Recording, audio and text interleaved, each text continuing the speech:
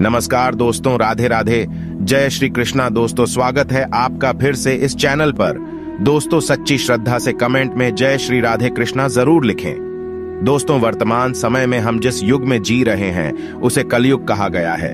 चारों युगों में कलयुग को श्रापित युग कहा गया है। धर्मशास्त्र में भी इस बात का वर्णन है कि जब कलयुग अपने चरम पर पहुंचेगा तब इस धरती से धर्म का नाश हो जाएगा और उस समय भगवान विष्णु कल्कि के रूप में इस धरती पर अवतरित होकर कलयुग का अंत करेंगे और पुनः धर्मयुग की स्थापना करेंगे। पर क्या दोस्तों आप सभी को पता है कि भगवान श्री कृष्ण ने महाभारत काल में बता दिया था कि आने वाला समय यानी कि कलयुग कैसा होगा। इतना ही नहीं, भगवान श्री कृष्ण ने कलयुग के 5 कड़वे सत्य भी बताए थे जो आज देखने को मिल रहे हैं। वह कौन से हैं 5 कड़वे सत्य? दोस्तों यदि आप भी जानना चाहते हैं तो इस वीडियो के एंड तक बने रहेगा।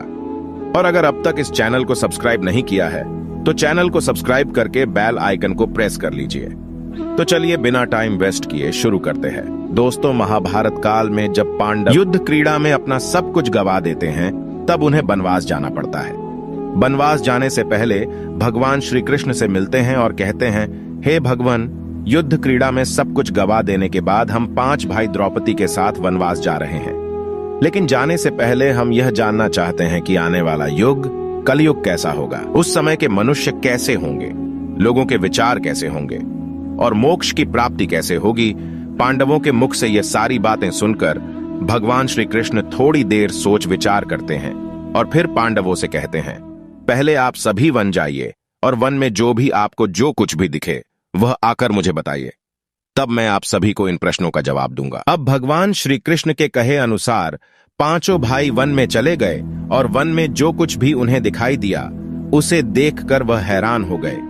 उन्हें अपनी आंखों पर विश्वास नहीं हो रहा था। कुछ समय बिताने के बाद वह सभी भगवान श्री कृष्ण के पास लौटते हैं, लेकिन इस बार पांडवों के मस्तक पर सिकंदा और वे किसी उलझन में पड़े नजर आ रहे थे।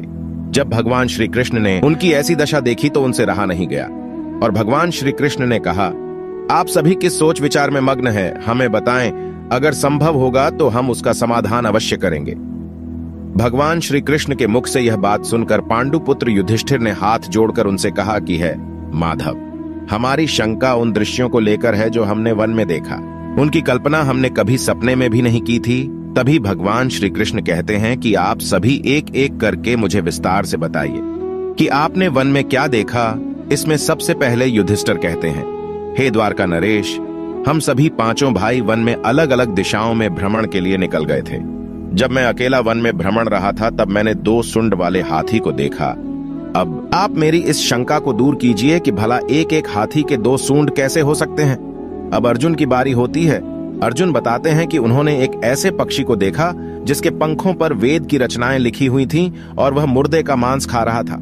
अर्जुन के बाद भीम बताते हैं कि उन्होंने वन में एक ऐसी गाय को देखा जिसने अपने बछड़े को जन्म के बाद चाट रही थी कि उसके शरीर से खून आने लगता है।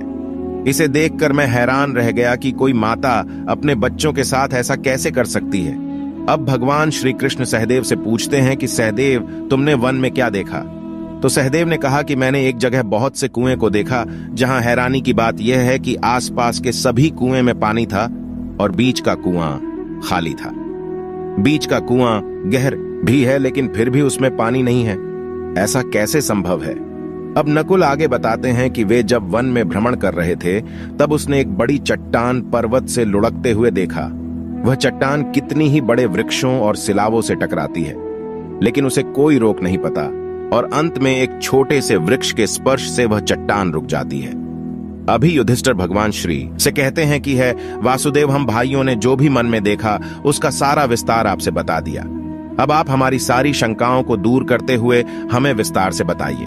तब भगवान श्री कृष्ण ने युधिष्ठिर से कहते हैं कि धर्मराज, जैसा कि आपने बताया कि आप 2 सूंड वाले हाथी को देखकर हैरान में पड़ गए हैं, लेकिन इसमें हैरानी की बात नहीं है, क्योंकि कलयुग में ऐसे व्यक्ति ही राज करेंगे जो बोलेंगे कुछ और करेंगे कुछ और, उनके मन में कुछ और, कर्म में कुछ और होगा। यह लोग शोषण करने का एक भी मौका हाथ से जाने नहीं देंगे, यह बस अपने ही हित की बात सोचेंगे।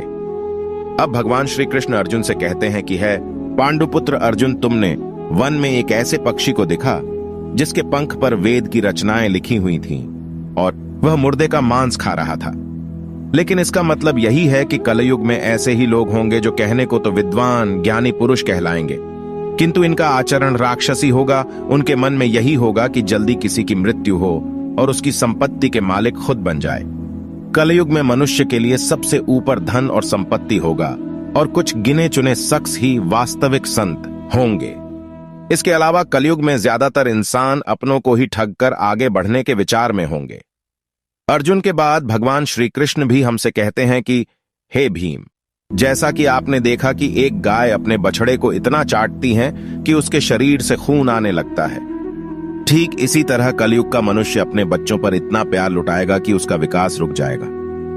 एक माता की ममता अपनी औलाद की मोह माया और संसार में इस तरह बांध के रख देगी कि उसके बच्चे का जीवन नष्ट हो जाएगा।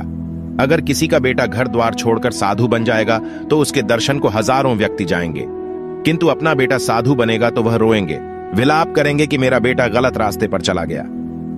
दोस्तों, यहाँ भगवान श्री कृष्ण जीवन की वास्तविकता को बताते हैं कि इंसान को यह समझना होगा कि तुम्हारे पुत्र तुम्हारे नहीं, अपनी पत्नियों की अमानत है, और पुत्रियां अपने पतियों, और तुम्हारा यह शरीर मृत्यु की और आत्मा परमात्मा की अमानत है। भीम की जिज्ञासा को शांत करने के बाद भगवान श्री कृष्ण सहदेव को कहते हैं कि सहदेव, जैसा कि तुमने वन में देखा कि एक साथ कई कुएं हैं थे, लेकिन सिर्फ बीच का कुआं खाली था।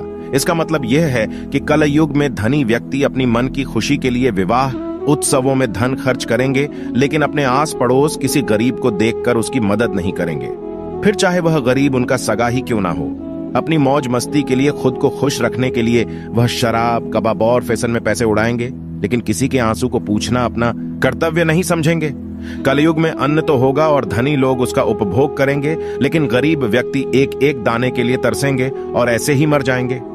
भगवान श्री कृष्ण की यह सारी बातें सुनकर सहदेव थोड़े दुखी हो जाते हैं, लेकिन इस कटु सच के सामने वह क्या ही कर सकते थे। अब भगवान श्री कृष्णा नकुल से कहते हैं कि नकुल, जैसा कि तुमने वन में देखा कि एक बड़ी चट्टान पर्वत से लुढ़कती हुई बड़े बड़े वृक्षों और विशालकाय चट्टानों से टकराती हुई आती है। वह रुक नहीं पाती है, लेकिन एक छोटा सा वृक्ष अपने स्पर्श से ही उसे रोक देता है। इसका मतलब है कि मनुष्य की बुद्धि क्षीण होती जाएगी और उसके जीवन का पतन होगा, लेकिन उसके पतन को एक धन रूपी वृक्ष रोक नहीं पाएगा, पर हरि नाम रूपी एक छोटा सा पौधा व्यक्ति का पतन रोकने के लिए सक्षम होगा। अतः कलयुग में हरि नाम ही एक मोक्ष का मार्ग होगा, अगर व्यक्ति धन का लालच छोड़कर भगवान की भक्ति में रम जाएगा। हरि नाम का जप करेगा तो निश्चय ही उसे कोई दुख तकलीफ नहीं होगा और मरने के बाद भी उसे भगवान के चरणों में जगह मिलेगी।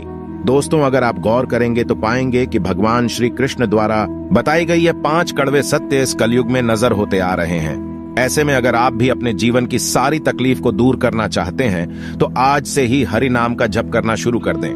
तो दोस्तों, इस वीडियो में फिलहाल इतना ही। उम्मीद है आपको आज की वीडियो पसंद आई होगी। अगर हाँ तो वीडियो को लाइक करें और इस तरह की और भी जानकारी के वीडियो देखने के लिए चैनल को सब्सक्राइब कर ले। धन्यवाद।